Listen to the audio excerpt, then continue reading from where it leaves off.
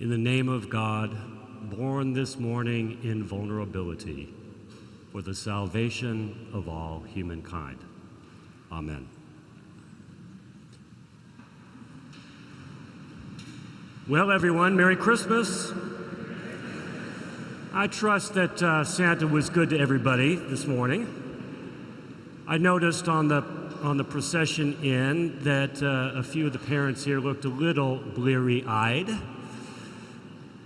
It was an early morning, I'm sure. It's the one morning of the year you can guarantee that the kids do not sleep in late. Am I right? So here we are now, in this holy place. After Santa, after presents, after all of the frenzy, to take a breath and to give thanks and to pause and reflect on the story of Christmas. Or rather, should I say, stories. Now, ask any child when Jesus is born, and they will say, on Christmas. And they're right. But for the reading we have from the Gospel according to St. John this morning, it is a more complex question.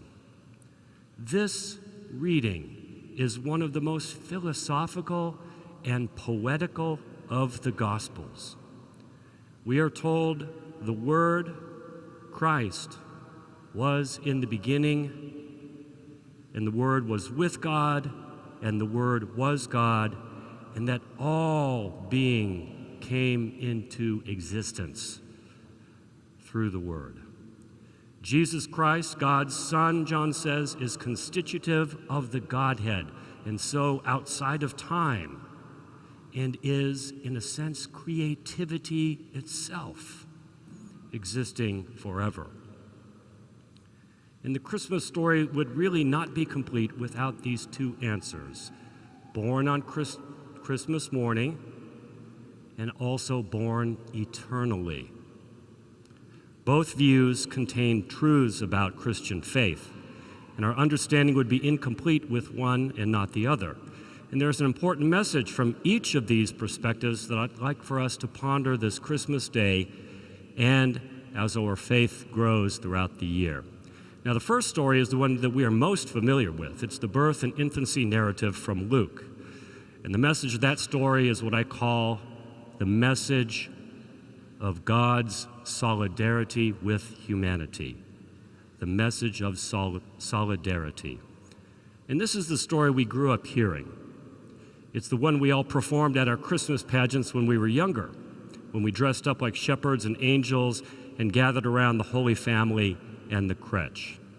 This is a powerful story, but its very familiarity and the way we perhaps have sanitized it for the children can prevent us from hearing what was back then and is now today a truly shocking story. So when we think of a family of kings, we usually think of the Windsors or the Tudors or the Habsburgs. Jesus, through Joseph, is also posited as of the lineage of King David, which is why he and Mary traveled to Bethlehem that night 2,000 years ago to be counted for the census. But, in fact, we are told that Mary and Joseph were betrothed and not married. Mary was pregnant not by Joseph, but by the Holy Spirit. And Joseph, despite the lineage, he was not an aristocrat. Our tradition has him a carpenter. And Luke tells us in his gospel that Joseph was humiliated by Mary's condition, but also a decent guy who planned on dismissing Mary quietly sometime later on until the angel came to Joseph in a vision.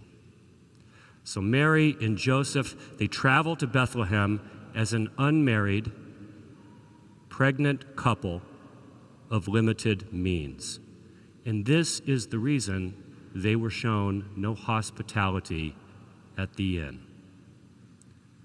Now, if the stigma of being pregnant an unwed mother is great today. Just imagine what it was like back then. Mary was heavily pregnant, on the verge of giving birth, and yet so great was the shame that no one let them stay under their roof, a violation not only of the custom of hospitality, but of basic, decent human decency. So the Holy Family had no options. They had nowhere to go. And Mary was forced to give birth to Jesus in a barn. Now we've tidied this part of the gospel story too. We've prettified the crèche scene with cuddly animals. And Jesus, we are told, is wrapped in bands of cloth. But that is Bible speak for rags, because they didn't have clothing. Jesus is laid in a manger, but a manger is a feeding trough for livestock. Now, I have shared before with you all my grandmother's story of being incarcerated during World War II as a young girl, as a Japanese American, and forced to live in a horse stall with her two sisters. And she never forgot that indignity, and she never forgot that smell. And on Christmas Eve, that's the 23rd of December, in 2018, I remembered this as I joined a group of clergy and nurses in a faith caravan to visit folks who made the treacherous journey from Central America to the southern border of the United States with Mexico. Now, these folks had been demonized at the time by the press and by politicians. We were told that they were criminals, but I needed to witness the situation myself and see it with my own eyes. And outside of Tijuana, we were taken to a place called El Barrital, the Barrel, a rodeo grounds that had been converted into a refugee camp for thousands of people. And it brought back, visiting El Barrital, memories of my grandmother and memories of this story of the Holy Family. It was a huge open warehouse barn and a wide, dusty yard covered by blue tarp tents set up on shipping pallets, because the toilets there were never designed for the thousands of desperate folks who were forced to live there. And sometimes raw sewage flowed into the yard. And these were not rapists and criminals. The folks who were here, part of that caravan, were mainly families victimized in their country of origin by violence, and then doubly victimized by the violence of the zero-tolerance family separation policy. Now, one of those families, thankfully, would eventually be sponsored by a family at my former church, and the entire church pitched in to help support them. And eventually, that family was joyfully reunited with their son, who had been forcibly taken away from them. But here we are, 5 years later, and many families of that policy still remain separated. When I think of the Bible story of Christmas, I think about that situation, because that's the grim reality of the nativity scene. This is what Jesus was born into. The Holy Family were refugees as well. The reason for the census and the trip to Bethlehem was to register every male child under the age of 2, as a prophecy had been given to King Herod that a king greater than him would be born. And so after the birth and after the visit of the Magi, the Holy Family flees to, of all places, Egypt, the land of Israel's historical bondage, to get away. Jesus, Mary, and Joseph return to the land of Pharaoh. So Jesus was born a political refugee, seeking asylum from a genocidal government and a tyrant king. They have no money, they are homeless, they are stateless. They are outcast from respectable society, and they're morally shunned. And this is the twist of the story. This is the very family of all the families in the world that God chose to be the family of his Son. God could have chosen the rich and the powerful, but instead, God sends Jesus to begin life in this precarious situation. And Jesus begins life as he lives his life, a life on the margins, walking with the disenfranchised and the despised, because he is one of them, in solidarity with them. This is what I mean by the Christmas message of solidarity. Jesus brings light and life to a broken world, and he preaches hope to those who have lost hope. The lowly will be raised up. The merciful will receive mercy. The persecuted will see justice, and peace will come to the peacemakers. What a beautiful message. This is the real meaning of Christ's birth, that he stands with us in solidarity with the suffering. This is the message preached here every Sunday at Grace Cathedral, and which we endeavor to live out every day in our many ministries and programs. Now, Grace Cathedral has a long, important, and yes, imperfect history of standing with Jesus in solidarity with the suffering.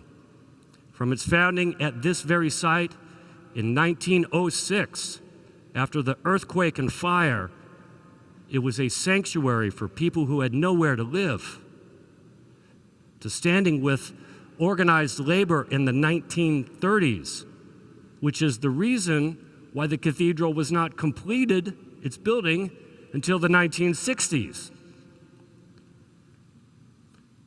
To its ministry with the victims of AIDS when fear marginalized the LGBTQ community, to the ministry today in the Social Justice Working Group to End Slavery for Good and Ending Gun Violence Forever, to name just two issues. The message preached from this pulpit is a message of radical inclusion and hope, which is the message of Christmas. And it's been preached here and will be preached here when it has not been popular or easy. And we don't have all the answers, but we take our cue from Christ and the Christmas story of solidarity with those on the margins. And through faith and inspiration from Christ, we do our best to hear his Christmas message and follow where he would have us go, in working for Christ's kingdom of peace in a world where even today terror and war and injustice continue to plague us. This is the message of solidarity born on Christmas morning.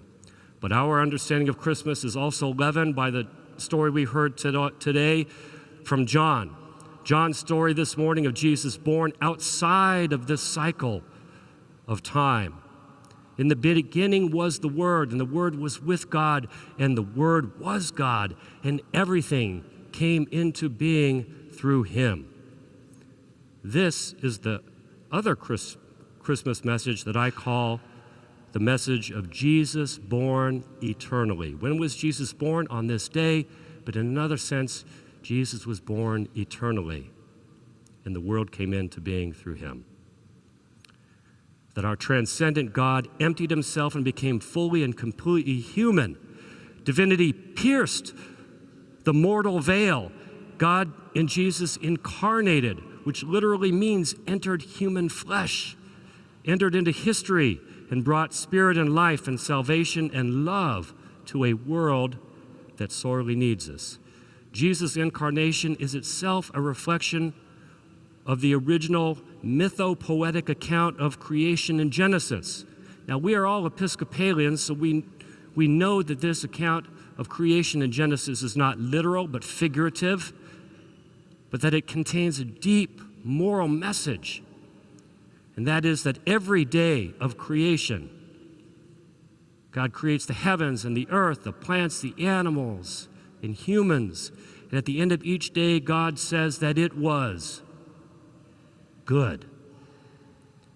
That is, God created the world good and true and beautiful.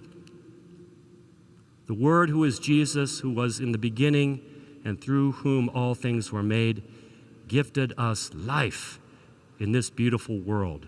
And we see that divine presence around us all the time if we look for it. We don't have to wait for the glory that will come to us in heaven. We're surrounded by an incarnated holiness every day in our experiences. In the glorious sunshine of this Christmas morning that we woke up to, in the joy of children racing to the tree before we've even had a cup of coffee, in the delight of family and of faith community like this one here at Grace Cathedral, in the wonder that we will experience in just a few moments around this holy altar, in the simplest of things, the sharing of bread and wine in the holy sacraments.